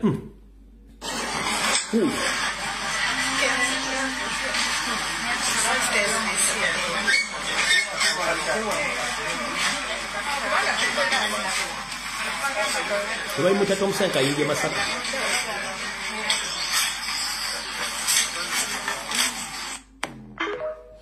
Oyamwita Thompson Kayinja Masaka. Ne CBS teyabaddewo. Mpuuga teyabaddewo. Abedi Bwanika teyabaddewo. There is a time when you have to face reality when you are alone. So now he had been supporting Mpuuga and other crooks in opposition. He had been busy fighting Robert Kyagulanyi Ssentamu, but no one, including CBS, the Mpuuga, nobody came to rescue him. He had to face the reality situation alone. The entire Masaka region, there is no medicine. So good enough for him is popularly known as Thompson Kayinja Masaka. What about those people who are not popularly known in Uganda? What situation are they facing right now? people in Zombo, people in Nakapiripiti, people in Mbare, everywhere in Uganda. If someone who is popularly known like Tom Kainja is facing such a situation, what about you? What about any other indigenous Ugandans? Chino chetubagamba, you have to face the reality. Mwe naba komre nebabya ku social media, mukimanye nti buli kintu kyogula mu Uganda kuliko omusolo. Onywedde mazzi, oguze sigara, oguze kidomola kyaki, ogenze mu buli kintu kyonna kyojjayo set n'oziteeka mu kintu ne kigenda. Kitegeeza kuliko omusolo oguddukanya government ya Museveni. Omusolo ogwo gye bukomekeza olunaku nga gulina olina okufunamu okuddizibwako, okuddizibwa kye tuyita service returns. Mu economics oba mu business, omuntu bw'okola business n'osuubula ebintu ebiba tebigenze oba ebintu biwasaze ebbeeyi at the end of the year olina okufayiringa kye tuyita tax returns to Uganda Revenue Authority. Nayingiza ebintu bya bakadde 10 naye ebintu saasobodde bitunda ebintu byansaze nabitunzebwa ebitunulaga ensasa nyingiza Revenue Authority erina okuddizaako sente kye tuyita service return. Kati bwe tudda ku side ya government okubasomesa ekintu kino, buli lw'osasula sente lw'ogula ekintu n'osasula omusolo, you need to get service returns. Service returns zezo sente ez'omusolo. Buli lwoziwa gavumenti erina okukola enguudo, erina okuzimba amasomero, erina okuzimba amalwaliro, erina okukola buli kimu nga ne bw'oba olwadde esobola okuliisa famire yo. Whereby late Idi Amin Dada knew all his rights and services which he was supposed to render to Ugandans. Yazimba food reservatories, nazimba fuel reservatories, nakola buli kimu ekyetaagisa never tufunye disaster. Nobody calls in UN to provide food or fuel. Njagala ombulya ku basajja bakulu abali wano nti Amin bwe yali mu gavumenti nga mutawaanya yakubirako UN mu kasooli we mu amafuta. Essimu nzitadde. Nze nzira mu politics ndi mubi nnyo.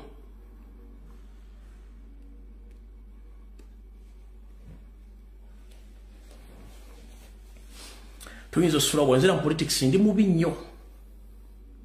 Era tuyinza n'osulawo. Olw'okuba nabasuubiza okutamba simu, ngenda kutamba simu nga tadde. Eddakiika 2 provided towemudde. Kuba njagala message yeetuuke bulungi nnyo nga terimuwadde vuunya. Wano tuli mu byabufuzi, original pure byabufuzi.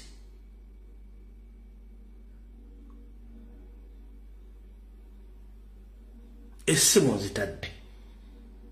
Uganda kaneegwamu ekizibu ne mugamba ekiteeza abantu bafudde ate mukubira UN ebawe emmere, mukubira UN ebawe tents, mukubira UN ebaleetera amazzi mu 25th century. Ani aloga Uganda? Asooka wuuno dakiika 2. Hello. Kale nyabo naawe njera ku munange. Webale kuweereza seba. Kale munne naawe bali kubeerako. Kale abaana Uganda bo tetumanyi na nyondo gy'oyinza kuba ku mutwe n'obategeeza ebintu bino. Olaba bulabi omuntu n'alaba oluguudo oba ne balukola ate nga balukoze in a fake way. Naye omuntu naddala n'atandika okutendereza Museveni. They don't know their rights. They don't know that they are entitled for those social services to be given to them okusinziira ku bintu bye bakola. Naye n'obeewuunya n'obeewuunya.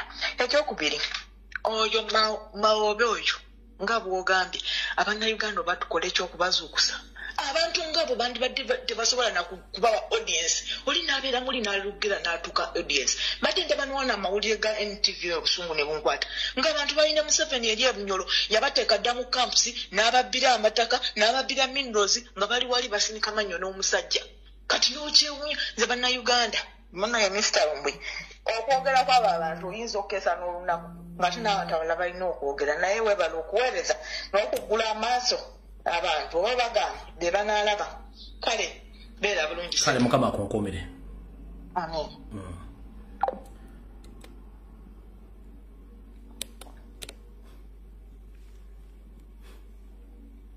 Essimu nzigudde.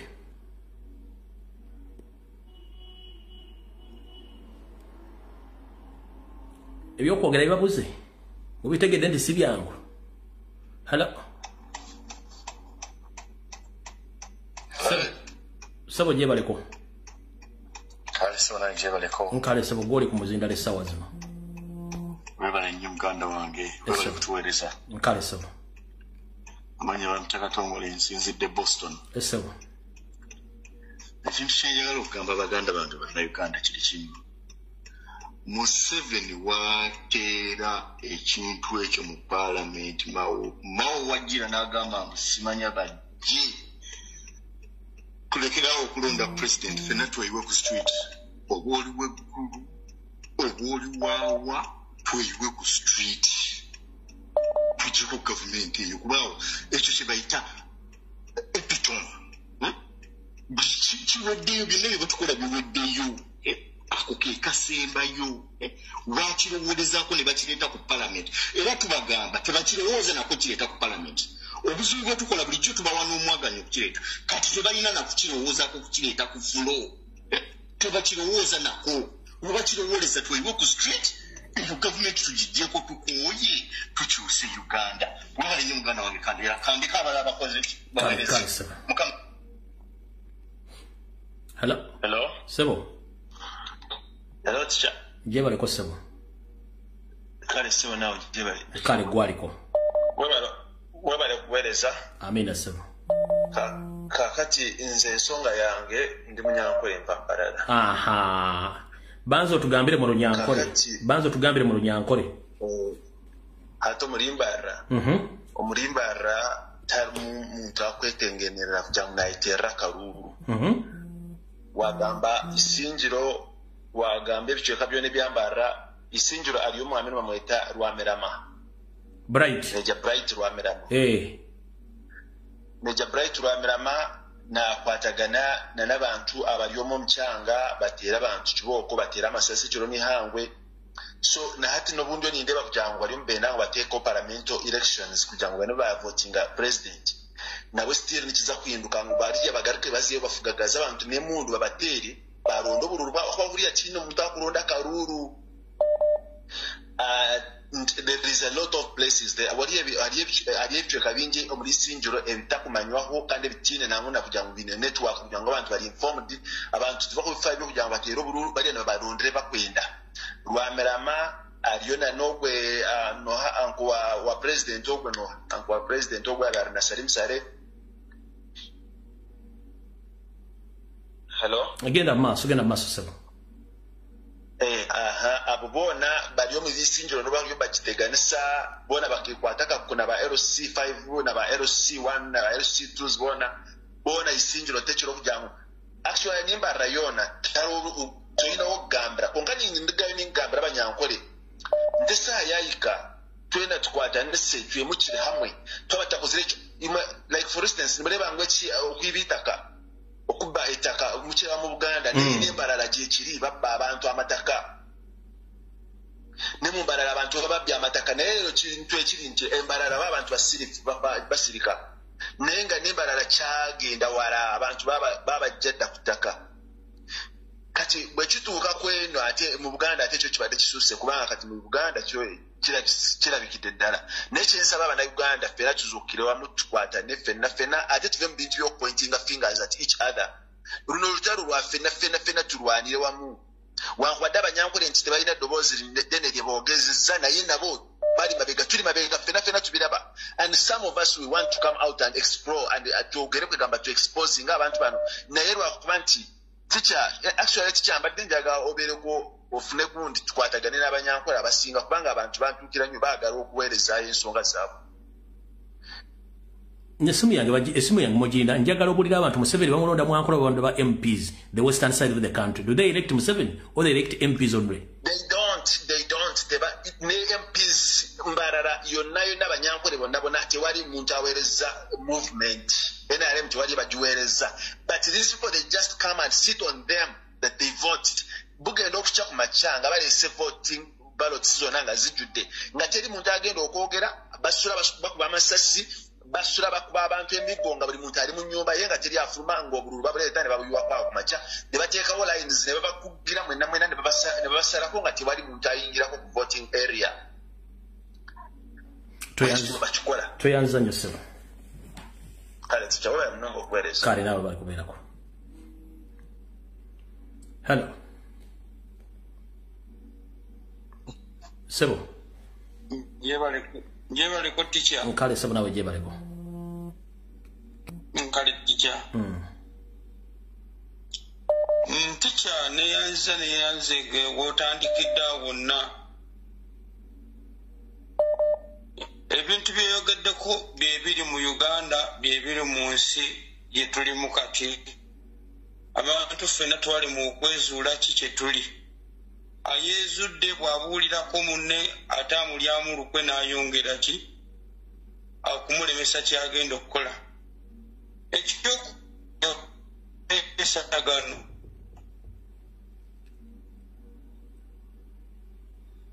yajja network eganye. Hello.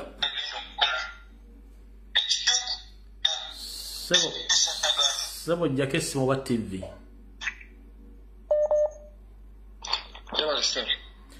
Tereza simu wa TV jijeko. Hello.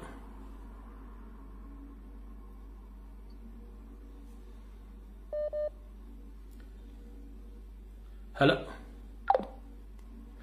Bale bobo ogenda kuba simu fuba okulaba nga TV kolabira obe simu endala ogijjako tuleme kufuna muddingano gwa bigambo bidda kye tuyita echo kubanga wo yagala okuwuliriza ate ne nga bola bintu bigenda mbasi kiba kizibu. Hello. Hello. Hello. Nyabo genda maaso gwaliko. Musomesa we bale kutuweereza sebo. Nkale nyabo nawe bale kubeerako. Ntandikidde ku nsonga y'amawube ekyo ekintu kyatembeeta musomesa ffe tetuyinza kukikkiriza Abannayuganda ke kaseera okusitukira mu nsonga eyo. Abo abasajja bwe baba balaba kisoboka kye bagamba nti katukkiriza kati nze ndi w'emitiana tukkirize zaakalondera emitwe gyaffe gyonna mu paalamenti. Kyatandika ddi nga omukulembeze waffe omukulembeze ng'alina kulondebwa mu paalamenti. Banaye Bannayuganda tuzuukuse emitwe gyaffe bannange. Zino ensonga zizakwepiica. Zino ensonga za ddala zikwata ku buli Munnayuganda. Tusitukiremu mu nsonga eno. Bano abasajja abatembeeta ekintu ekyo oyo mawube n'obwamawube bwe. Nze nkuze nkimanyi nti amawube balina kuba butabika ttica. Kuba amawube nze mmanyi baba balalu. Ekyo ekintu kye batembeeta banne buli Munnayuganda kukuba kintu ekyo tetukkiriziganya nakyo musomesa. N'ekirala ngamba kano akalenzi k'amayiga nti kasirise tukataddeko amaaso ttica tetumuggyangako maaso mayiga tumutunuulidde byonna byakola abikolereyo ng'akimanyi nti byakolereyo ng'abukuta tubimanya ate tumutaddeko amaaso. Obulabe bwonna obutuuka ku mpologoma akimanyi nti ajja kuba yeegulidde akabazzi kugulu. Mpozi n'ekirala nzijukiza Bannayuganda bannaffe nga 9 Oktoba Maachi tu paalamenti bannange zino ensonga za ddala tuzitwale nga ziri serious. Kale musomesa we bale kuweereza n'abalala bateese. Kale. Hello. Hello. Sebo. Federa bale tuweereza mukama. Kale sebo nawe bale kubeerako. Kale sebo. Kakati nzikiriza ntumireko okusooka ntumira Museveni kwali kunaalaba era batera omuwa ebinanka byatera okuwuuta ng'alinga za balansi awo n'abiwuutawuutaawo nga sebo nkutumidde naye nga bw'obala pasentegi ya progress yo naffe era tetuli wala mukama wange tetuli wala akuko njagala nkakugambe omukyalo oyo omusirikale ogambye emirimu gye yali akola saagala giddamu kuba sijja emirimu egiri awo egiweesa omuntu oba generali. Abantu bano boogera babalaata lwa nsonga munnange bakuwa emmundu oba bakuggyamu obwongo siyinza nakitegeera bulungi naye babalaatemukko ku bannaffe abafudde kwe tuzimbye amatofaali amagumu. Fred njagala okwebaza wadde nga tetulina nnyo bintu biri awo bikwatibwako nti bino tubigaba eri omuntu naye Katonda ali waggulu akutusasulire mukama wange. Amina sebo neyazemesa. Abalidde. Sebo. Hello. Sebo. Onkulamusiza mukulu Fred nange bwite sebo bale kubeerako sebo. Yenzo obugambo bwange bugenda kubeera bumpi ddala. Nze nkunga Bannayuganda bonna buli omu gyali. Abantu bano abaleeta ebyekisiro okuva mu buli regioni tubagireko emitwe. Mawobe ab'omu North bamugireko emitwe. bano abaleeta ebyekisiru nga bali wano mu Uganda naffe twekunge tubejjireko emitwe. Abaana bangi nnyo ndowooza bamanyi ekyokukola tusobola okwekolera bbomu. Abantu bano batambula kire batambula kiro banywa omwenge. Tubalageko naffe nti nno eggwanga lyaffe tulyetaaga. Ebyo bye byange. Kale sewale kuyita mu bwangu. Hello. Hello. Hello. Sebe dobozi ngali li wansi yongeza ku dobozi. Yewale teacher. Nkali sebo nawe bali kubeerako. Yewale sebo. Ono kwaizo okuva Uganda. Sebo. Kati ku nsonga nzije njogerako oyo Robert Mbawu omusajja yali mugezi kati we agenda wa Museveni kati bamuwera ddala gundi ebintu ekikonkomaza kati naye yakyuka omusajja yali omuntu omutegeevu kati batandise omukozesa bya kisiru.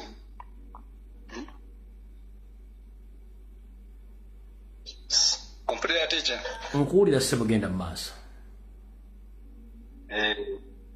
So ensonga eyo ffe tumulinze alete gundi ebiteeka bye mu gundi pose mu parliament babiyise mupozi baagala parliament yebeeronda president okuva ddi ekitegeeza omunauganda aba bamumazeeko eddembe lye olyokwesalirawo.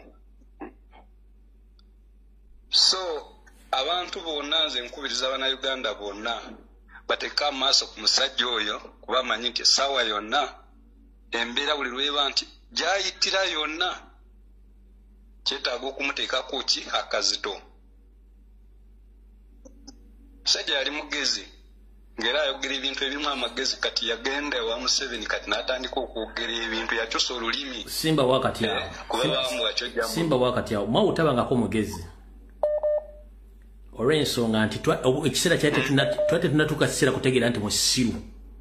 N'ekiseera kituuse tutegeera nti musitabangako mugezi over yali musiru. To remind you this, during the conflicts between Museveni and the Museveni party known as Koni, himself Mao, he knew that Museveni is Koni, and he was sent by Museveni to do the negotiations. He knew exactly who massacred the Northerners. He was sent there with the Betty Vigombe, the compiled files, which is on original, that Museveni is Koni. He knew, but he kept quiet. So, at the time, when we thought that Mao, he understand, it was just a mere time to understand that Mao is stupid, he's a fool. Just a mere time. Katutegedeti musiru, yali musiru kuvada. Yes, sir. Genda ma. Yes, kubaka ka video nsipyalo waliwo video gye wakola ngo omulaganga ebiseera ebyo konyinga ali mukuni munoza ani eyo. Yeah. Ebiseera ebyo ziti yali kundi yali LC5. Yali LC5. Yali LC5. Yeah. So kuvadda musiru kuba LC5 nzijukira ka video. Kuvadda musiru twati tunategera butegeezi level ya musiru kwali. Ate kituyambye nnyo ono omusajja president waffe ono Kyagulanyi okujja n'atwoleka abantu abasiru ne tutegeera.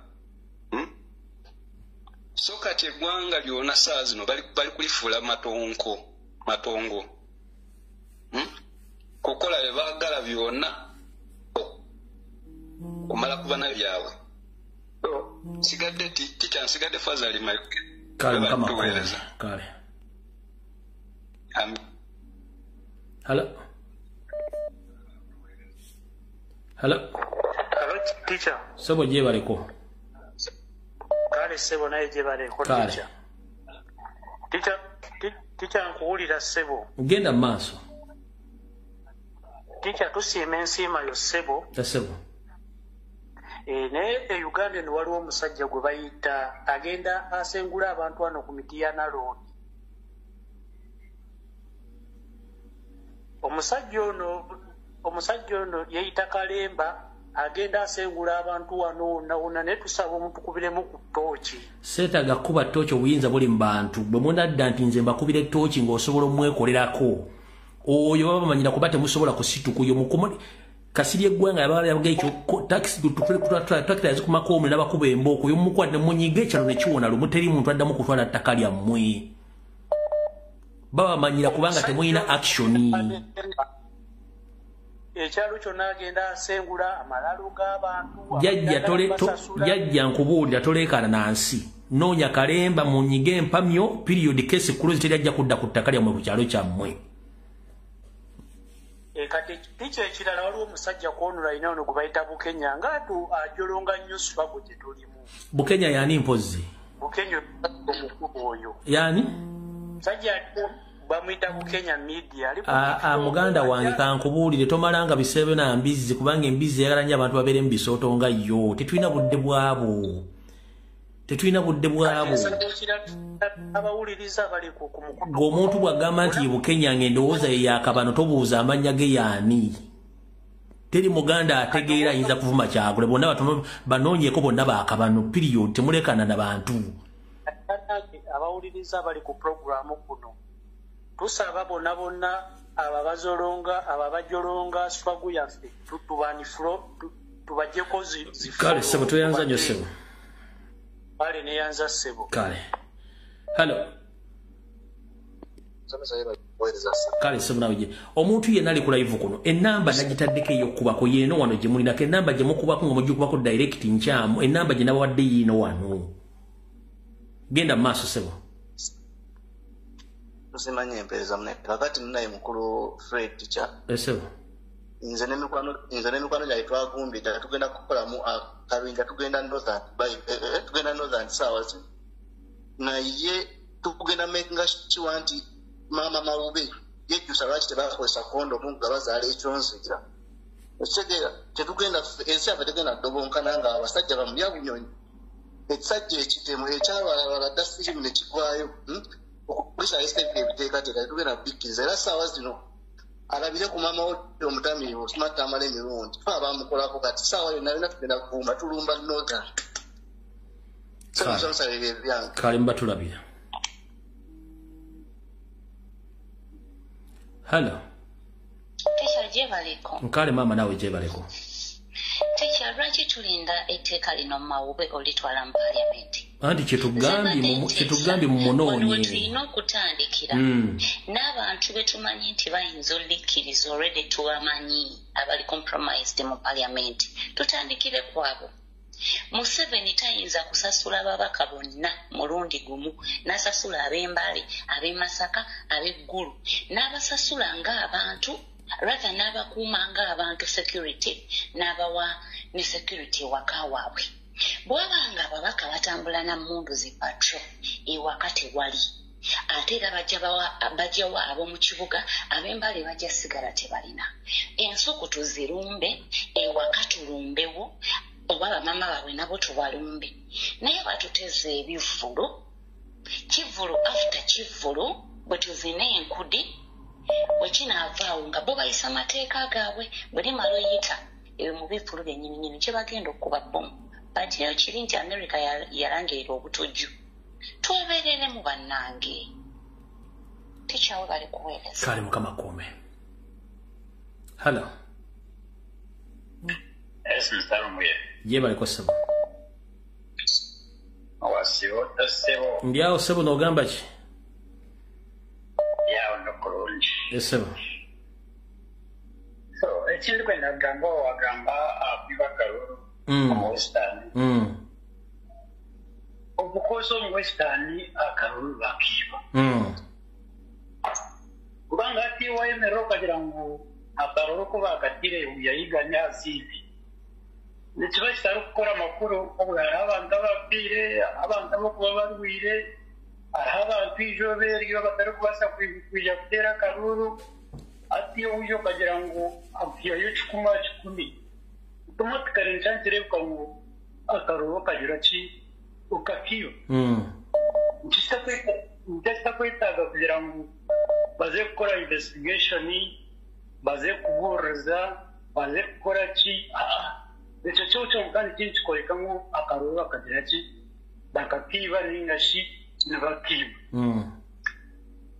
Piga tukazanshonga ya Robert Mao na hivyo bururu nimbashinga kuyaho nengo garaho ntwenda kubuza kubagire kuyaho enshonga yo kuyaho ebisanja bakaba igihugu gire kibareba birireho twire kugira ngo hafi bigaruke honinga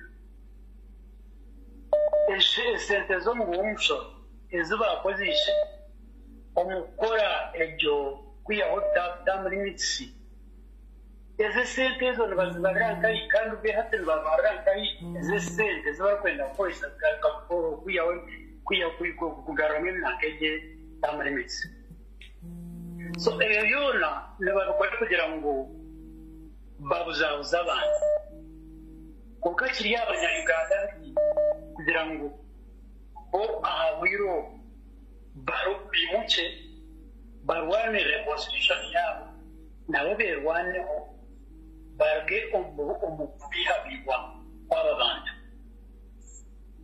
kuko babategekire nk'abanyarwanda bakaremera bakagira ngo ejo bayakore babikore abashije tibine mu kutina tibine mu shoni benda gukora mu kigo cyose kureka ngo bagera ki bayisigaza mu ntebe hari n'izo nshonga yayi barakora bakugira ngo notorwanisa cyakuranye no kurwanisa cyakuranye ngo cyakuranye wanda kurwanisa no murwanisa urukora amawaro urukora amashomero urukora hangoto urukora amashonga zarukwenderera kuko abo bakora izo nshonga zarukwenderera izo nshonga zo zikagumaho no bucyakuranye yakwataraho abantu baza kwimuka bagarike bagereke bakurwanisa so ese tujye nika kugira ngo nibetorora bakoroku no bakugira ngo ba LP babantu baronda omukulembeze ebizu y'abantu barukureba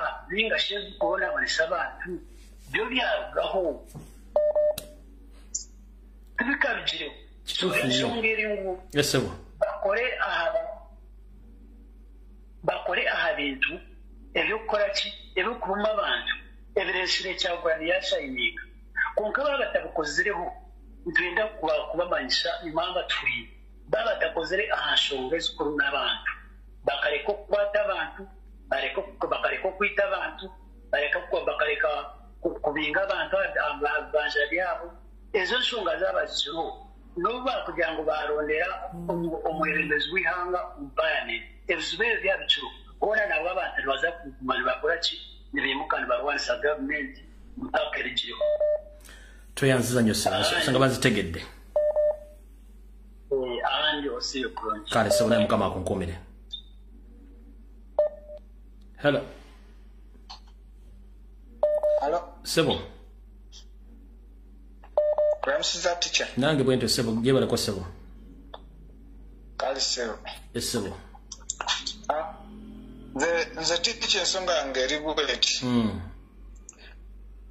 tulabula mawu ne gurupu ye nti abajjawo ebisanja twasirika nga tubifaako ne bajjawo egirimiti olwo nga netandika okulaba ekijja mu maaso naye era ne tusirika olw'ensonga tetwali nnyo active naye essaawa zino tubalabula nti tuli active era buli kimu tukiraba tulabula mu mawu wadde nti talina kyafiirwa nti obulamu bwe bujja bugenda simanyi naye alina famire abafamire bayite mumawu bamulabule era buli alina ebifaananyi bya mumawu abituwe ate nabo bonna badiringa nabo bonna abazze nga bawala eggwanga lyaffe tetugenda kukkiriza oba talina kyafiirwa naffe tetulina kyetufiirwa awo mu kampala tetulinawo kizimbe tetulinawo factories tetulinawo business byonna byabakama be naffe tetulina kyetujja fiirwa naye tujja kuwolerera eggwanga lyaffe ekyo tubalabula bakole bye bakola byonna naye bamanye nti weetuli tetugenda kuggwawo wadde beesiga okututemula okutusiba okutubuzaawo naye tetugenda kuggwawo bannayuganda mwenna buli munnayuganda waali yeesibe bbiri tuyinza okulwanirira eggwanga litaffe tetusobola kukkiriza kuli wabagwira balitwale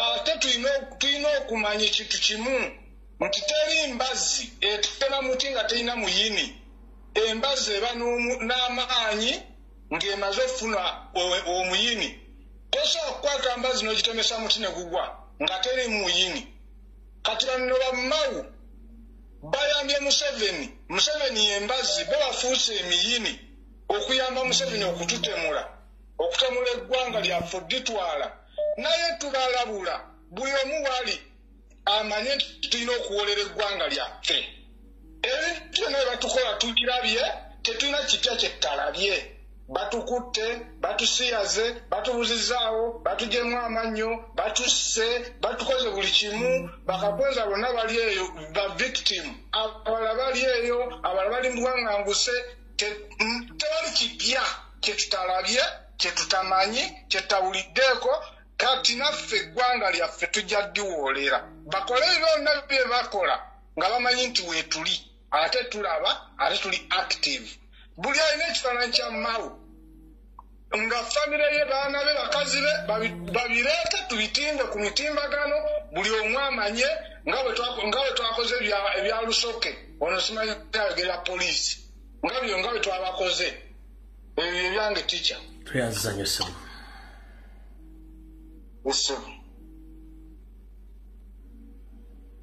Hello? Nkale ssebo nawe bale kubeerako ssebo sebo ntwala omukisa guno okutegeeza bannayuganda bonna oba bannayuganda mwenna nti ffe tetugenda kulinda Mao oleeta kiteeka kye mu palamenti era mu kino njagala bategeeza nti kubanga Museveni tagenda kukoma ku Mao kuba tatandise na Mao bino byonna Museveni agezaako okulaba ki kye tusobola okukola kati abantu babiri be tutagenda kugumiikiriza kulinda kuluzaako kubanga bannayuganda twakuliramu kiri ebyo twali nga tukyali mu masomero nga tukyali bato twazannyanga nnyo ebizannyo byasooka omukoone kuba entiisa ate nga bagenda kukuliwa ebinnyo omuza nkuba entiisa sooka omukuba entiisa naye agamba sooka okuba entiisa bagenda kukuliwa ebinnyo bakukuba ekikonde kimu ng'ogudde eri kati bannayuganda tulinda Museveni amale kututta ffenna kuggwaawo nga tukyalina opportunity esituka ne tulwanirira ensi yaffe ku mulundi guno tetwagala tulinde Mao kuleeta biteeka bye baganda baffe mpulideko abagenda Arua abagenda eggulu webale nnyo omulimu ogwo naye nga bannayuganda mwenna ndi wano bategeeza nti eno yesizoni ey'okukabala ebikata bya lumonde muguleeyoko ku nkumbi abatalina majambiya mugagule abatalina bifumu ebisina ebinnya kutuzimba ennyumba zaffe ze twazimbanga ziye z'omukyalo muguleeyo ebifumu buno obusajja bwali tebulina na kyebumanyi basobola okwetema ne busobola okusembulayizinga mu nsi zino 3 Rwanda Uganda ne Congo ne Tanzania kati bwagala Uganda ogitwalira ddala wajja na miggo nga tebulina kyebusobola kyonna ne busobola bbo okwetema n'amajambiya nga tebulina n'amaanyi naye gwalina amaanyi n'obwongo kikulemye okutegeera nti naawe osobola okukozesa ekifumu osobola okukozesa ejjambiya kubanga emmundu eziri mu ggwanga Uganda tezisobola baffe balinda kubamala osobola tutta ffenna kyo kyenjagala okubagamba kati we mutagalokoka endi wano bagolokosa nti atalina kifumu genda okigula atalina jjambiya genda ogigule atalina ate sifu naye ekiwabyo bino ebyasalangayo emiyembe akagulu n'emicungwa bano abasajja nabo balina omusaayi nti woomutema guyiika balina omusaayi gulina omusaayi ate nga namuteme nnyo okitegeera ekyo kyenjagadde okuyisaawo eri bannayuganda we bali kuweereza ssebo kale sawa Hello? Hello? Hello? Hello? Nkali nyabu nawe je bali kumunange. Abantu bagambe nti bali kutujjako ddembe lyaffe eryatusomesa President Robert Kyagulanyi nti people power is our power. Nti amaanyi ga President Robert Kyagulanyi Ssentamu gamaze ng'atusomesa ebbanga lyonna nti amaanyi gali mu bantu Mao ng'omuntu ali mu gatujjako nti amaanyi ga gonna gava gafudde ettogge ebbanga lyonna musajja wattu azze atusomesa nti amaanyi gaffe gali mu bantu bagenda gatujjako nga bakozesa omuntu omu ye Mao. Kyekiseera buli munnayuganda yeeteeke mu bigere bye ayambale engatta ezimutuuka amanye eddembe lye nti ligenda muggyibwako mu bbanga ttono ddala mu kaseera mpaawo kaaga. Mudde mu by'okutambuza ebitundu by'ekyama by'abakazi bannammwe ng'eggwanga lyammwe balitwala. Bannayuganda mudde mu by'okutandika okwerumaaluma gundi kino gundi kiri ng'eggwanga balikwasa Mao. Bano abasajja bamalirivu okukola buli kimu ekisoboka okweddiza obuvunaanyizibwa bwabwe okutuggyako eddembe lyaffe. Bali mu kwata mu kawaayiro ka ssemateeka bajjamu akawaayiro kali lwakuba bakireeta indirect bajjamu akawaayiro kali akagamba nti amaanyi gali mufe abantu nti ffe tulina okwesalirawo bali mu kutuggyako akawaayiro ako. Naye ku luno tebakirese nga kya John Magezi eyajja n'atugamba nti ne bagikwatako bali mu kukwata ku constitution ffe tuli mu bintu birala. Bali mu kutuggyako eddembe ery'obwebange neyanzya netisha neyanze. Hello. Hello.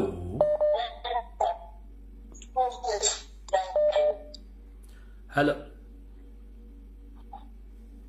Hello. Sebo.